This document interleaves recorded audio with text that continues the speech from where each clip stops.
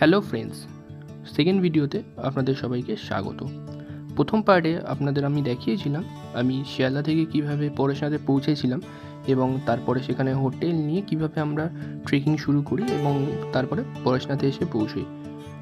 এই ব্লগে আমি আপনাদের সামনে তুলে ধরবো পরেশনাথ মন্দিরে পুজো দিয়ে আমরা কিভাবে আমাদের নেক্সট ডেস্টিনেশন গৌতম স্বামী টঙ্ক ও জল মন্দিরে গেছিলাম, তারপর সেখান থেকে আবার ফেরা। তো চলো দেখতে থাকো পুরো ব্লগটা। পরেশনাথ মন্দিরে পুজো দিয়ে আমরা চললাম আমাদের পরবর্তী গন্তব্য 3 কিলোমিটার দূরে অবস্থিত গৌতম স্বামী টঙ্ক এবং জল মন্দির দেখার জন্য, যেটা অবস্থিত সেখান থেকে আরও 1.5 কিলোমিটার দূরে। একটা রাস্তা গৌতম স্বামী টঙ্ক দিয়ে যাচ্ছিল, আর একটা রাস্তা যেখান দিয়ে ভাগ হচ্ছিল সেটা পরেশনাথ পাহাড়ে। তো আমরা ওইখানে সীতানালা থেকে এসে পরেশনাথ পাহাড় মানে মন্দির যেটা সেখানে পুজো দিয়ে এখন আমরা আরেকটা রাস্তা দিয়ে যাচ্ছি হচ্ছে গৌতম স্বামী টক, আর সাথে হচ্ছে জল মন্দির দেখতে। ঠিক আছে, এইটা আরেকটা রাস্তা, তো দুটো রাস্তা আছে। আমরা ওখান থেকে দুটো দেখে নিচে নেবে একেবারে। আর এই রাস্তাটা জাস্ট তোমরা দেখো, আসল ট্রেকিংয়ের মজা তো এই রাস্তাতেই। একদম একদম আসল ট্রেকিংয়ের মজা এই রাস্তাতেই। ঠিক আছে, চলো। ওই দূরে দেখা যাচ্ছে গৌতম স্বামী টঙ্ক। চলো। তো এই হচ্ছে আমাদের বার্থডে বয়, কালকে ওর বার্থডে ছিল, সেই হিসেবে আজকে আমরা সেলিব্রেট করছি ওর বার্থডে। কিভাবে সেলিব্রেট করছি জাস্ট দেখো তোমরা, কম্বোটা দেখো ভাই। কি চলছে এগুলো? কি বলে তো এখানে কি কি আছে? কেক, চকলেট, কুরকুরে তো গুঁড়ো করেছিস, চিপস, আর কি করবি? কেমন লাগছে বল? ওটা কাট আগে সায়ন, একটু আয় এখানে সামনে। Happy birthday dear Priyatosh, happy birthday to you. Thank you.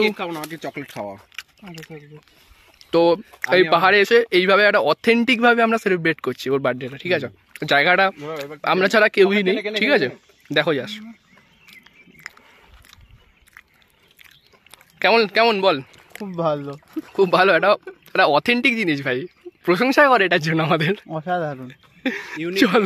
চলো এনজয় করতে থাকো। তো ওই রাস্তাটা ট্রেক করে আমরা এখন এখানে মহাবীর টক এসে পৌঁছেছি। দেন এই দিক দিয়ে একটা রাস্তা গেছে যেটা আর কি ওই স্বামী গৌতম টক ওই জায়গাটাই যাচ্ছে। তো চলো ওখানেই যাওয়া যাক।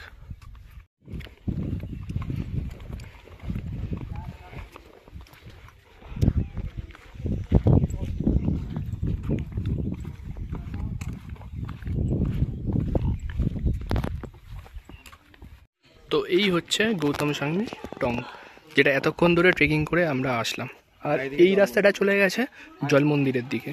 এই রাস্তাটা জল মন্দিরের দিকে বেশ আলাদাই একটা শান্তি এই জায়গাটায়। আর এমনি লোক বলতে আমরা 3 জন, আর 2-1 জন ছাড়া কেউই নেই সেরকম, পুরো ফাঁকা।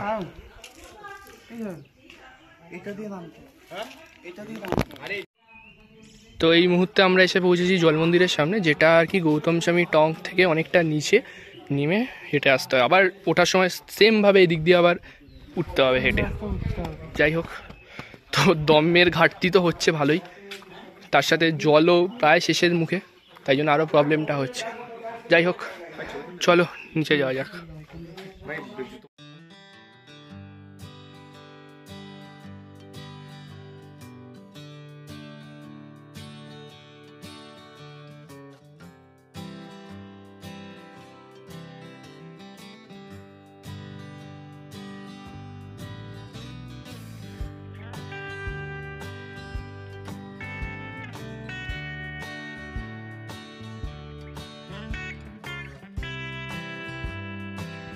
এই মন্দিরটার একটা স্পেশালিটি হচ্ছে এই মন্দিরের চারপাশে কিন্তু জল দিয়ে ভর্তি আছে বা ভর্তি থাকে, এবং এই জল কিন্তু আসে পাহাড়ের থেকে, পাহাড়ের ঝর্ণা থেকে বা বৃষ্টির জল থেকে।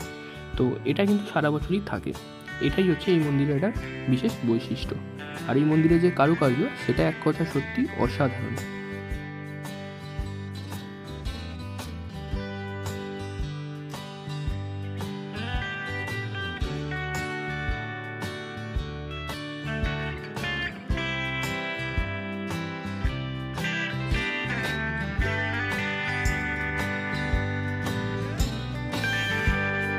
তো জল মন্দির দেখে এখন আমরা নিচে ফেরার পালা। তো রাস্তা যেটা রয়েছে সেটা হচ্ছে ওই গৌতম স্বামী টক থেকে নিচের দিকে। তো আবার এই ওপর দিয়ে ওখানে উঠতে হচ্ছে। ঠিক আছে, রাস্তার অবস্থা খুবই মানে কি বলবো, শোচনীয়।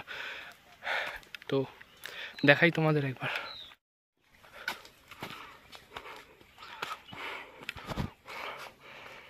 এই যে এই রাস্তাটা দিয়ে আমরা সোজা নেমে এসেছি এবং এইটা দিয়েই নিচে যাওয়ার রাস্তা, এটা দিয়েই আমরা এখন যাব। আমরা ছিলাম হচ্ছে ওই পরেশনাথের ওই উপরে পাহাড়ে।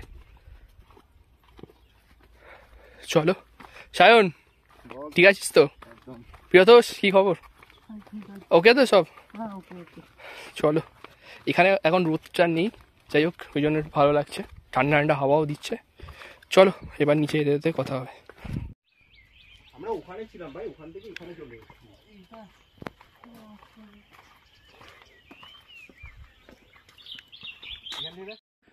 আপনাদের সুবিধার জন্য একটা জিনিস বলে রাখি, এই যে রাস্তাটা দেখছো এটা কিন্তু একটা শর্টকাট।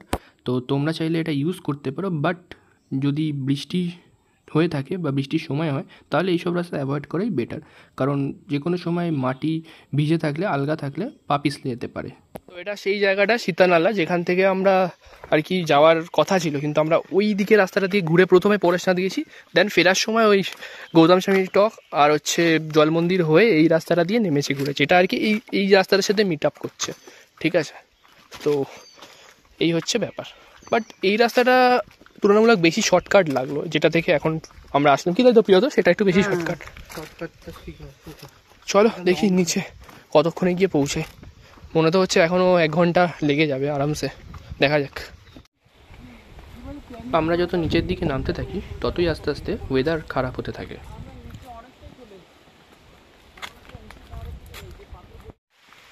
আর অবশেষে সেই বৃষ্টির শুরু, যেটা আর কি হবে হবে করছিল। লাস্টের 2 কিলোমিটার এইভাবেই চললাম। ফাইনালি অলমোস্ট আমরা নিচে নেমে এসেছি। ওই গেটটা দেখা যাচ্ছে যেখান থেকে আমরা স্টার্ট করেছিলাম সকালে। আর আসার সময় যে মানে শেষ মোমেন্টে যে বৃষ্টি পাবো সেটা আশা করিনি। যাই হোক, সেখানে আমাদের মাঝপথে খানিকক্ষণ শেডে দাঁড়াতে হয়েছিল। তাছাড়া এমনি ওভারঅল ঠিকঠাক ছিল। আর পায়ের কন্ডিশন সত্যি খুব খারাপ, বলে বোঝানোর মতো না। এখন গিয়ে কিছু খাবো, কারণ ওপরে সেরকমভাবে কিছুই নেই খাওয়ার মতো, আর থাকলেও জিনিসের দাম খুবই হাই, সেটা ভালো করেই জানো তোমরা। তো চলো দেখা হচ্ছে গিয়ে। ফাইনালি সমতলের দেখা পেয়ে একটা স্বস্তির নিঃশ্বাস ফেললাম। ফাইনালি দুপুরবেলার লাঞ্চ আমরা করলাম বিকেল 5টার সময়, রুটি এবং সঙ্গে ভাত আর নিরামিষ তরকারি দিয়ে। শরীর প্রচণ্ড টায়ার্ড থাকায় আর সেদিন রাত্রেবেলা ভিডিও করতে পারি, তাই ভিডিওটা পরের দিন সকালবেলায় কন্টিনিউ করে শেষ করলাম। আর আমরাও চললাম হোটেল থেকে স্টেশনের পথে। আমরা দাঁড়িয়েছি পরেশনাথ স্টেশন। আমাদের ট্যুর অলমোস্ট ডান। আমাদের ট্রেন রয়েছে 9:55 আজমির শরীফ, যেটাতে আমরা এসেছি। ওই ট্রেন ওরকম ওই সেম ট্রেনেই আমরা ব্যাক করব।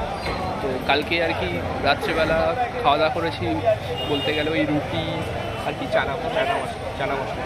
খাওয়া দাওয়ার কোয়ালিটি এখানে সত্যি বলতেই একেবারেই খারাপ। ঠিক আছে, দাম অনুযায়ী সেরকম খাবারের কোয়ালিটি নয়। ইনফ্যাক্ট ওয়েস্ট বেঙ্গল ছাড়া অন্য কোথাও খাবারের কোয়ালিটি সেরকম আছে বলে আমার মনে হয় না।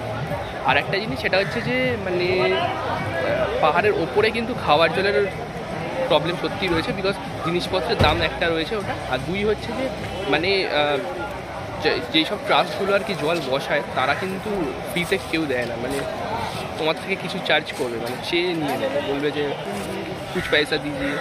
10 টাকা দিলে হয়তো বলবে 20 টাকা দাও, 30 টাকা। কিছু কিছু জায়গায় তো বোতলে ভরতে হতে না, জাস্ট খেয়ে যে যার মতো চলে যাবে। এই হচ্ছে ব্যাপার। অলমোস্ট ওভারঅল ঠিকঠাক, খারাপ কিছুই না। ঠিক আছে, আর বাদবাকিটা আমি শেয়ার করলাম তোমাদের সাথে সমস্ত কিছু। তোমরা আসো, ঘুরে যাও। ঠিক আছে, তো এখনকার মতো এখানে অবশেষে আমাদের ট্রিপ এখানেই শেষ হলো। পরেশনাথকে বিদায় জানিয়ে আমরা চললাম আমাদের বাড়ির পথে। আর ভিডিওটা ভালো লাগলে লাইক, কমেন্ট, শেয়ার করতে ভুলবেন না।